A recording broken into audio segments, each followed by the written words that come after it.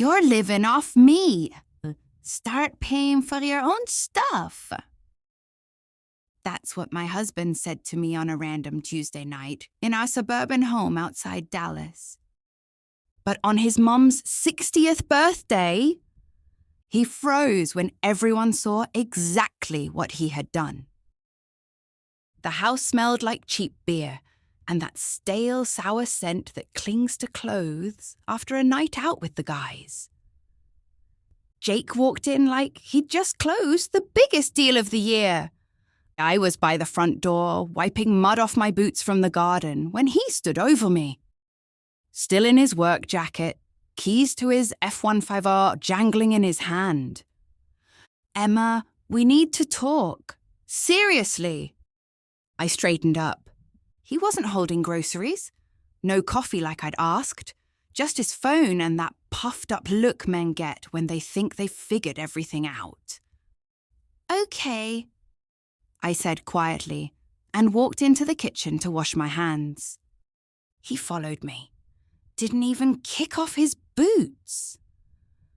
Leaning against the doorway, arms crossed, he delivered the line he'd clearly practiced. "So I did the math, Emma, and honestly, you're living off me." The water kept running. I heard every word. I turned it off, dried my hands slowly, and turned around. "Really? And how exactly did you figure that out?" "Simple math," he said, gesturing at nothing. "I pay the mortgage, $36,000 a year. I pay for the cars, the big stuff. Where does your salary even go? Clothes? Random things? I basically support you completely." He smirked, proud of himself. I just looked at him. At the thinning hairline, he hated. At the belly stretching the sweater I bought him last Christmas. 10 years of marriage. 10 years of me quietly making sure he always felt like the provider. Even when things were tight. "So what are you suggesting?" I asked, voice calm. "A full split?" He answered immediately, almost excited. "You think I'm eating your money? Fine! Feed yourself. Bills, 50-50. Groceries, separate. I'm not responsible for you anymore." "Okay." That single word caught him completely off guard. He expected yelling, tears, begging, not this. "What do you mean, okay?" "I agree," I said. "Starting right now. We each handle our own lives." I opened the fridge, grabbed the roll of painter's tape we still had from when we planned to redo the guest room, and without another word, I split the shelves straight down the middle. "This side is yours," I said. "This side is mine." He actually smiled. "Finally," he said. "About time." The first week he acted like a king, bought himself cheap hot dogs, white bread, and a giant bottle of ketchup. Ate loudly at the table, making a show of it. "See? Dinner for $5, he said with his mouth full. "And you always needed salmon, asparagus, all that fancy stuff. A total waste of money." I didn't argue. I just cooked my own meal. Baked salmon, roasted asparagus, fresh herbs. The smell filled the whole kitchen. He kept glancing at my plate, swallowing hard, but his pride wouldn't let him say a word. 2.5 weeks later, reality started hitting. "Hey, I ran out of laundry detergent," he said one morning, standing in the doorway in his work shirt. "Can I just use yours real quick?" "We have separate budgets now," I replied. "It's not cheap. You can buy your own."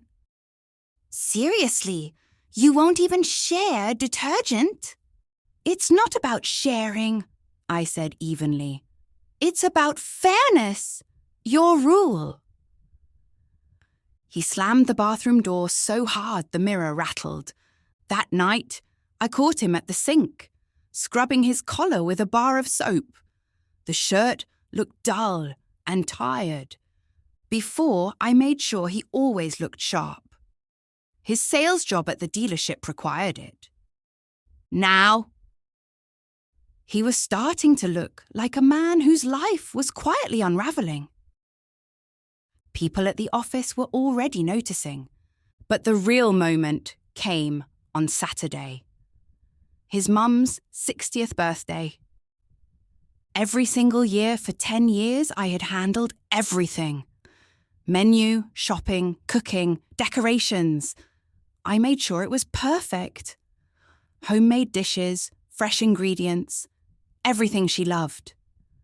On Wednesday, he casually asked while scrolling on his phone, "So, you're planning the dinner, right? Mum's coming, my sister. Maybe 10 people total. Usual thing." I looked at him. "Me?" "Yeah, of course." "Jake," I said slowly, "did you forget? We have separate finances now." He froze mid-scroll. "It's your mom, your guests. You take care of it." "Are you serious?" he said, voice rising. "Completely serious. I work full-time too, remember?" Saturday arrived faster than he expected. I spent the morning at the salon, then sat at a cute little cafe with my iced latte, taking my time. When I finally pulled into the driveway, the house smelled like panic and burnt onions. Jake was rushing around the kitchen like a madman. On the dining table sat plastic containers from the nearest grocery store. Sad-looking pasta salads, dried-out deli meat, and a sad rotisserie chicken that had clearly given up. "You're kidding, right?" I asked from the doorway. "Please, Emma, just help me put it on plates or something," he begged. The doorbell rang. His mum walked in like she always did. Perfect hair, expensive perfume, dressed to the nines. Behind her came the whole family, laughing and loud. "Happy birthday, Mom!" Jake forced a smile. Everyone stepped into the dining room and stopped dead. The table was set with a clean tablecloth. That was the only thing I had done. Everything else was store-bought plastic containers and cold chicken. Silence. "What is this?" his mum asked slowly. "Food," Jake muttered. "Help yourselves." "From plastic," his aunt whispered. Then someone turned to me. "Emma, are you okay? You didn't cook this year." I looked up calmly. "I'm perfectly fine," I said. "We just have a new system now." "What system?" his mum asked, her voice turning ice cold. "Separate finances," I answered. "Jake decided I was living off him, so now I only take care of myself." The room went completely silent. Jake turned bright red. "Emma, stop!" "No," I said quietly but firmly. I walked to the drawer, pulled out the thick folder I had prepared weeks ago, and placed it on the table. "I'm an accountant," I said. "I like numbers." I opened it.